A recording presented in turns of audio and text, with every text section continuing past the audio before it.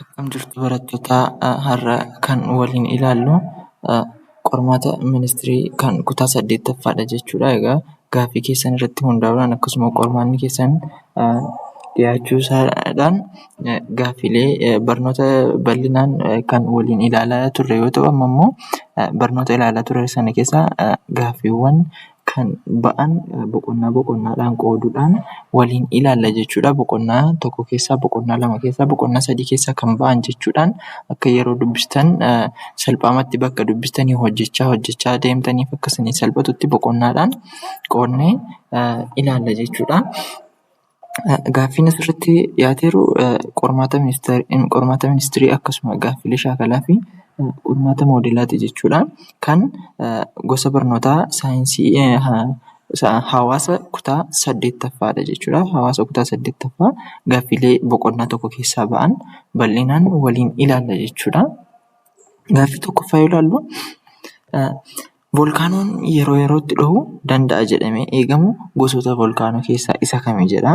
Volkaanoon yeroo yerootti dhohuu danda'a jedhamee eegamu gosoota volkaanoo keessaa isa kami jedha. A. Volkaanoo socho'aa. B. Volkaanoo riphaa. C. Volkaanoo dhumataa. D. Volkaanoo dadhabaa jedha.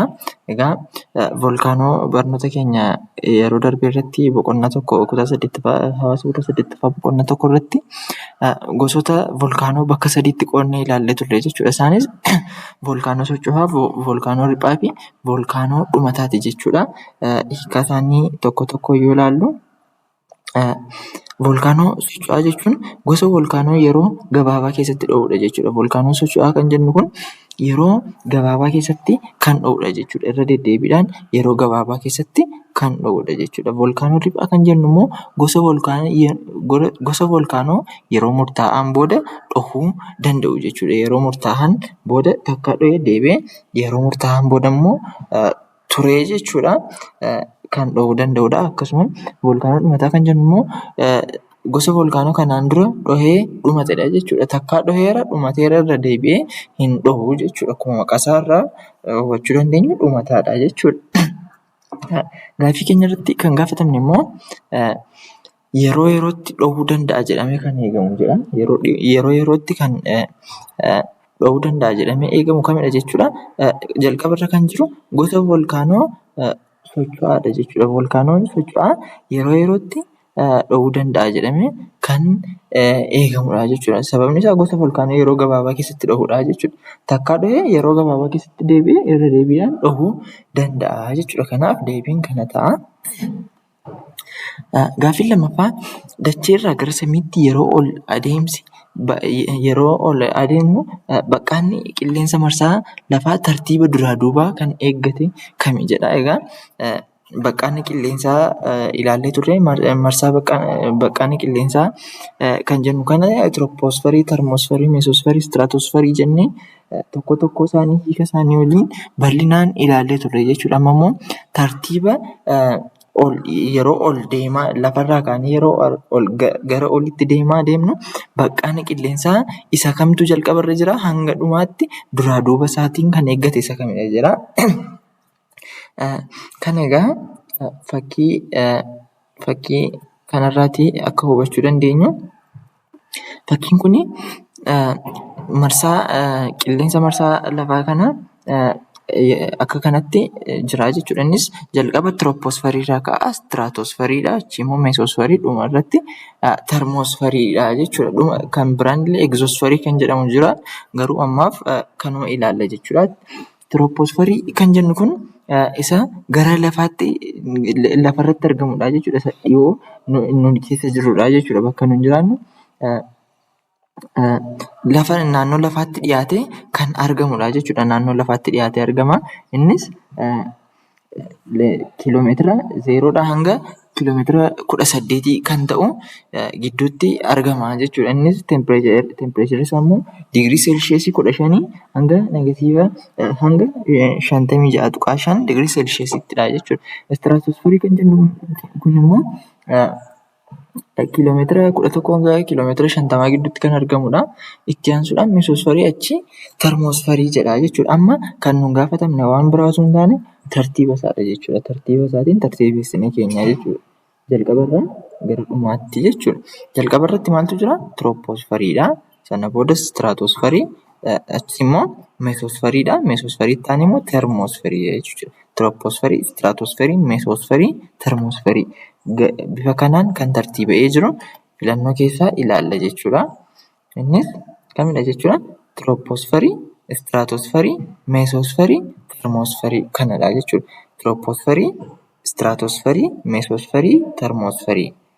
Tiroopoosferii, istiraatoosferii, meesoosferii, termoosferiidha jechuudha. Kanaaf deebiinsaa A kan jiru kana ta'a jechuudha. Bifa kanaan deebisuu dandeenya. Gaaffiin sadaffaan meeshaan haala ho'aa yookiin qorra naannoo tokkoo yookiin tempireechara safaruuf fayyadu isa kami jedha. Meeshaan tempireechara safaruuf fayyadu isa kami jedha. A. Wiindiveenii, B. Termoomeetira, C. Koompaasii, D. Reengeejii jedha. Tempireechara kana itti safaruuf fayyadamnu egaa akkuma ilaallee turre termoomeetira jechuudha. Termoomeetirri tempireechara safaruuf gargaara. Wiindiveenii kan jennu kun immoo kallattii bubbee ittiin adda baasuuf gargaaramna jechuudha. Wiindiveen kan jennu kun kallattii bubbee ittiin adda baasuuf gargaaramna. Koompaasiin immoo kallattii nutti agarsiisa jechuudha. Kallattii karaa bahaa, karaa lixaa, karaa kibbaa, karaa kaabaa jedhee kan ittiin adda baasuu dandeenyu koompaasiidhaanidha jechuudha. Reengeejiin immoo hamma roobaa nutti agarsiisa jechuudha. Hamma roobaa nutti agarsiisa. Kanaaf deebiinsaa termoomeetiradha jechuudha kan tempireechara safaruuf gargaaru. Gaaffiin arfaffaan humnoota teessuma lafaa jijjiiran keessaa humni keessa lafaatti hin uumamne isa kami jedha.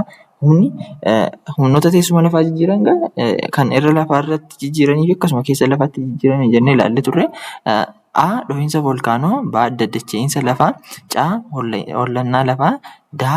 Yaa'a bishaanii jedha. Isaan kana keessaa kan irra lafaatti jechuudha gabaabama isaatti teessuma lafaa jijjiiran keessaa humni keessa lafaatti hin uumamne. Humna keessa lafaatti hin uumamne taanaan irra lafaattidha jechuudha kan uumame. Kanaafiyyuu kan irra lafaa gaafatamaa jira jechuudha. Dhohiinsa volkaanoo yoo ilaalle keessa lafaattidha jechuudha kan inni uumamu. Keessa lafaatti yeroo keessi lafaa ho'a olaanaa qabaatu volkaanootu uumamaa jechuudha. Daddacha'insa lafaa kan jennu kunis kan keessa lafaatti uumamudha jechuudha. Hollannaan lafaallee akkasuma keessa lafaatti kan uumamudha. Yaa'a bishaanii yoo ilaalle garuu irra lafaattidha jechuudha. Irra lafaatti uumama yaa'a bishaanii kan jennu kuni innis yeroo bishaan yaa'u haala teessuma lafaa karaa irra yaa'u sanarra kukkutaa deema jechuudha. Bifa kanaan teessuma lafaa jijjiiruu danda'a. Kanaaf gaaffii keenyaaf deebii kan ta'uu danda'u kan irra lafaatti uumamu yaa'a bishaanii ta'a jechuudha. Gaaffii shanaffaan maagmaan lafa dhoosee fuula lafaa irratti dhangala'u bakka duwwaa jedhama. Bakka duwwaa jedhama jedha. A. Veentii, B. Fiisharii, C. Laavaa, D. Hollannaa jedha. Maagmaa egaa volkaanoo irratti mata duree volkaanoo jedhamu irratti barnoota keenya irratti akkuma ilaallee ture maagmaan lafa dhoosee fuula lafaa irratti dhangala'u maal jedhama? Laavaa jedhama jechuudha. Laavaan maagmaa lafa dhoosee fuula lafaa irratti dhangala'udha jechuudha. Veentii kan jennu kun gosuma volkaanoo keessaa maagmaan lafa irratti dhohee bahudha. Garuu maalla jechuudha? Karaa tokkoon kan lafa uree keessaa bahudha jechuudha. Inni kun karaa tokkoon lafa uree kan bahudha jechuudha. Kan jennu immoo karaa baay'eedhaan volkaanoon sun yeroo dhohee bahu karaa baay'eedhaan bittinnaa'ee yeroo dhohu fiishariidha jechuudha. Fiisharii jenna jechuudha. Veentiin karaa tokko yoo maagmaan sun karaa tokko dhohee bahudha. Yoo fiisharii kan jennu immoo yeroo volkaanoon sun karaa adda addaa dhohee bahudha jechuudha. Kanaaf maagmaan lafa dhoosee fuula lafaa dhangala'u immoo laavaa jedhama jechuudha. Warreen kun gosootuma laavaa ta'anii karaa ba'iinsa isaanii karaa isaan dhohanii ba'an irratti hundaa'uudhaan kan qoodamanidha jechuudha. Maagmaan fuula lafaa irratti bahee dhangala'u laavaa jedhama. Ja'affaan sababa humna lafaatiin uumamuun kan ka'e jijjiiramuu keemikaalaa raawwatamu isa kami jedha. Sababa humna lafaatiin uumamuun kan ka'e jijjiiramuu keemikaalaa raawwatamu isa kami jedha. A. Baqiinsa cabbii, B. Kaarbooneeshinii, D. Caccabuu kattaa, D. Haramuu biyyee jedha. Sababa humna lafaatiin uumamuun kun kan sababa teessuma lafaa egaa jijjiiramuu keemikaalaa fi jijjiiramuu fiizikaalaa jennee qoodnee ilaallee turre jechuudha. Jijjiiramuu humnoota lafaa, jijjiiramuu keemikaalaa fi jijjiiramuu fiizikaalaa jennee ilaallee turre jechuudha. Jijjiiramuu keemikaalaa kan jennu egaa kanneen akka haayidroolaayisisii, kaarbooneeshinii, haramuu biyyee warreen kun akkasuma baqiinsa cabbii warreen kun kan jijjiiramuu keemikaalaa jalatti ramadamanidha jechuudha. Jijjiiramuu fiizikaalaa jalatti kan ramadamu kanneen akka caccabuu kattaati jechuudha. Caccabuu kattaa kan jennu kan jijjiiramuu fiizikaalaa jalatti ramadamudha jechuudha. Jijjiiramuu fiizikaalaa kan jennu egaa yeroo qaamni wantoota sanaa bifa mul'atuun caccabee yeroo mul'atu bifa kan fiizikaalaati, jijjiiramuu fiizikaalaati jechuu dandeenya jechuudha. Kanaaf caccabuu kattaa ta'a. Gaafiin jalqaffaan kanneen armaan gadii keessaa kamtu biyyee balaaf saaxiluu danda'a jedha. A. Bosonaan uwwisuu. B. Irraa gadi qotuu. C. Daagaa hojjechuu. D. Midhaan wal jijjiiruun facaasuu jedha. Egaa biyyee balaaf saaxiluu kan danda'u kamidha jechuudha. As keessa irraa gadi qotuudha jechuudha. Irraa gadi qotuudha. Bosonaan uwwisuu yoo ilaalle bosonaan yoo uwwisne biyyee sanaaf gaarii ta'a jechuudha. Balaaf hin saaxilu yoo bokkaan roobu lolaan lafa sana kutee hin balleessu. Daagaadhaan hojjechuun illee akkasuma yeroo gaara irratti yeroo bokkaan roobu yoo daagaadhaan goone bokkaan sun lafa sana balleessuu hin danda'u jechuudha. Akkasuma midhaan wal jijjiiruun facaasuun illee lafa sanaaf gaariidha jechuudha. Irraa gadi qotuun kun immoo lafa gaara ta'e irratti yoo irraa gadi qotne maal ta'a jechuudha. Yeroo bokkaan roobu karaa irraa gadi qotame sana karaa baafachuudhaan lafa sana kukkutee balleessuu danda'a jechuudha. Kanaaf deebiin irraa gadi qotuu ta'a jechuudha kan balaaf saaxiluu danda'u. Gaaffiin 8ffaan kanneen armaan gadii keessaa humnoota irra lafaa keessatti kan hin ramadamne kami jedha. Humnoota irra lafaa keessatti kan hin ramadamne isa kam jedha. A. Bishaan yaa'uu. B. Cabbiinsi gigaachuu. C. Dhiibbaa qilleensaa fi bubbee. D. Dadacha'iinsa lafaa jedha.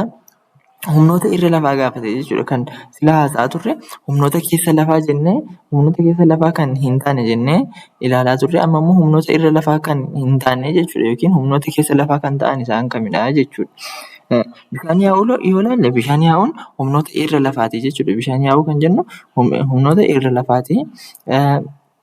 Cabbiinsi gigaasuu, dhiibbaa qilleensaa fi bubbee, dadacha'iinsa lafaa. Cabbiinsi gigaasus egaa humnoota irra lafaati jechuudha. Humnoota irra lafaati. Akkasuma dhiibbaa qilleensaa fi bubbeenis humnoota irra lafaati. Lafarrattidha kan isaan biyyee balleessuu danda'anii jechuudha. Qilleensaa fi bubbee. Dadacha'iinsa lafaa yoo ilaalle garuu dadacha'iinsa lafaa kan jennu humnoota keessa lafaati jechuudha. Keessa lafaatti kan uumaman keessaa tokkodha jechuudha. Innis naannoo kattaa kuusmansaatti argama jechuudha. 9ffaan gaarreen Afrikaa armaan gadii keessaa kan dadacha'iinsa lafaatiin uumaman kami jedha. A. Himaaliyaa. B. Atlaasii fi Rwaanzoor. C. Rooksii fi Aandees. D. Hundi deebiidha jedha. Egaa dadacha'iinsa lafaatiin gaarreen Afrikaa keessatti uumaman yoo ilaalle gaarreen gurguddaan kaaba Afrikaa kan akka Atlaas, Awurooppaa, Alpiisii fi Eeshiyaa, Himaaliyaa faan sababa dadacha'iinsa lafaatiin uumaman jedha. Asitti Atlaas Afrikaa keessatti kan argamu ta'ee garuu immoo Rwaanzoor immoo miti jechuudha. Sababa dadacha'iinsa uumamaatiin dadacha'iinsaatiin kan uumaman keessaa kan deebii sirrii ta'u isa kam jechuudha. Himaaliyaa kan jennudha jechuudha. Himaaliyaan sababa dadacha'iinsa lafaatiin kan Afrikaa keessatti uumamedha jechuudha. Gaaffiin 10ffaan humna lafaa keessaa wal harkisuu fi humnoota faallaa wal dhiibaniin kan uumamu isa kami jedha. A. Dadacha'iinsa lafaa. B. Babbaqaqiinsa lafaa. C. Hollannaa lafaa. D. Dhoohinsa voolkaanoo jedha. Asitti kan gaafatamne humnoota wal harkisu humnoota faallaa wal dhiibaniin akkasuma wal harkisaniin kan uumamudha jechuudha.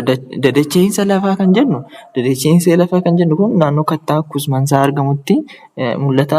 Akkasuma babbaqaqiinsa lafaa kan jennu kunillee yeroo lafti babbaqaqudha jechuudha. Qaamaan fiizikaalaan yerooma lafti kun gargar tatarsa'udha jechuudha kan beekamu kun.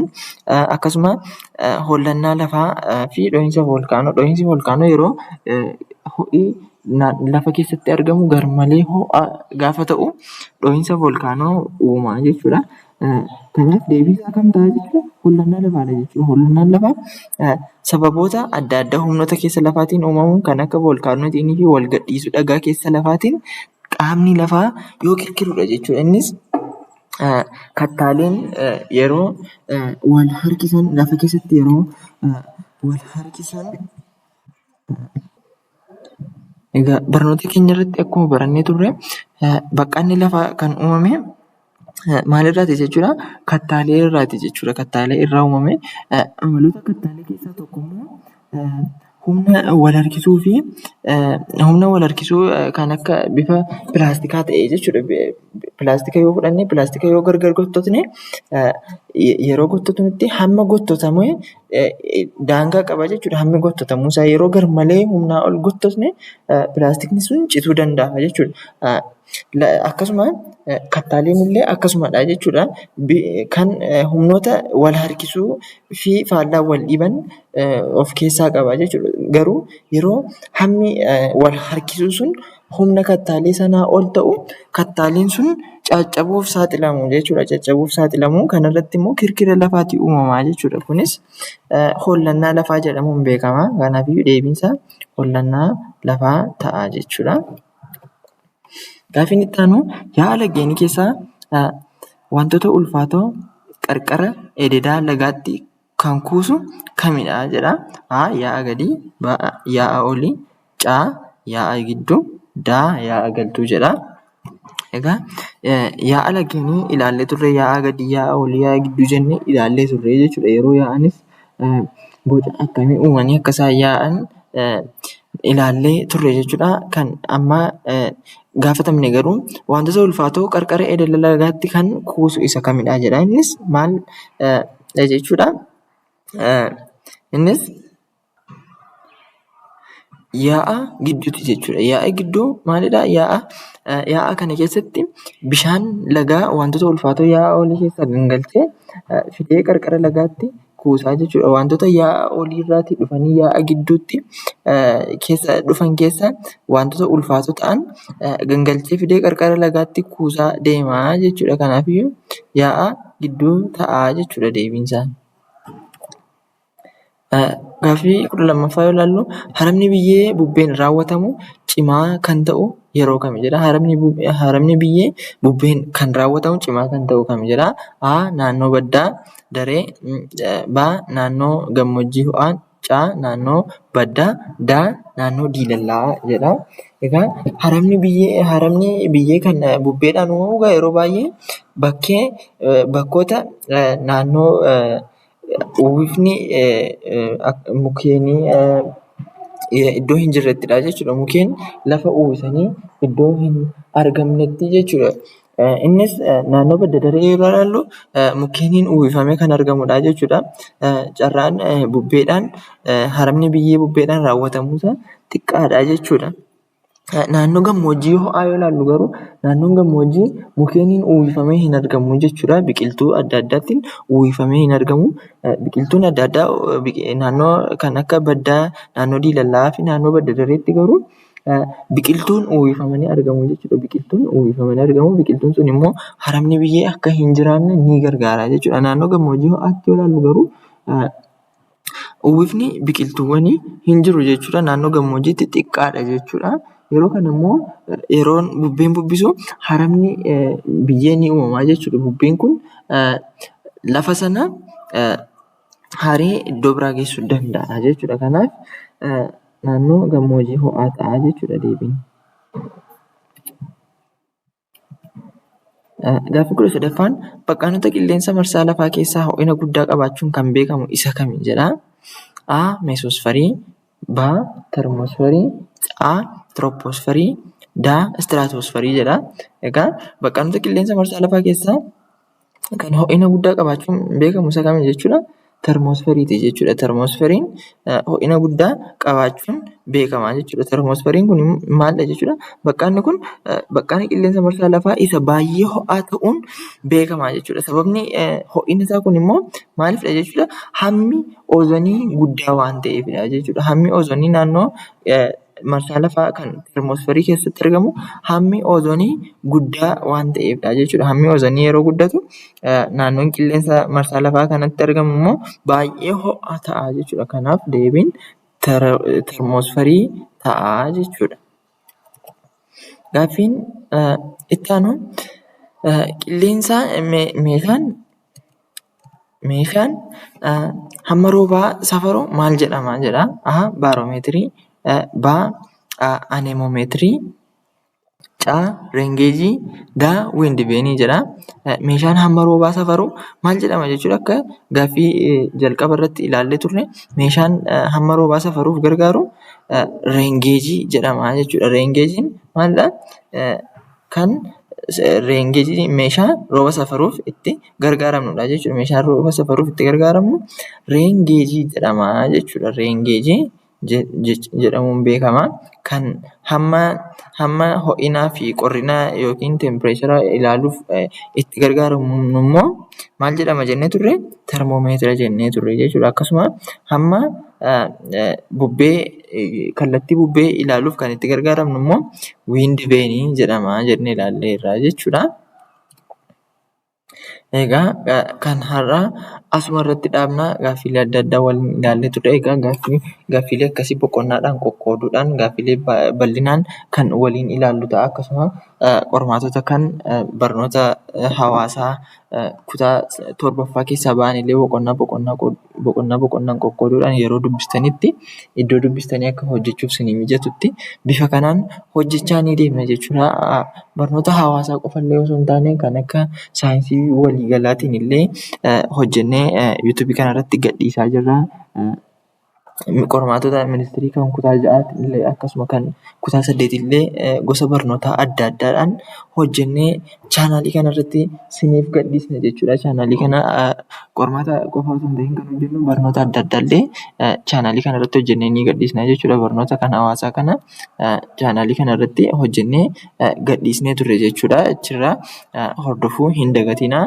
Viidiyoowwan adda addaa waan isiniif gadhiisnuuf viidiyoo barnoota adda addaa yeroo yerootti waan isiniif gadhiisnuuf chaanaalii kana sabiskiraayib gochuun hordofuu hin dagatinaa. Akkasumallee hiriyoota keessaniif qooduun hordofaa sabiskiraayib godhaa. Viidiyoo kun kan isinitti tole yoo ta'e laayik godhaa. Akkasuma hiriyoota keessaniif sheer godhaa jennaa. Chaanaalii kana sabiskiraayib gochuu hin dagatinaa. Yaada qabdaniif koomentii godhaa. Galatooma.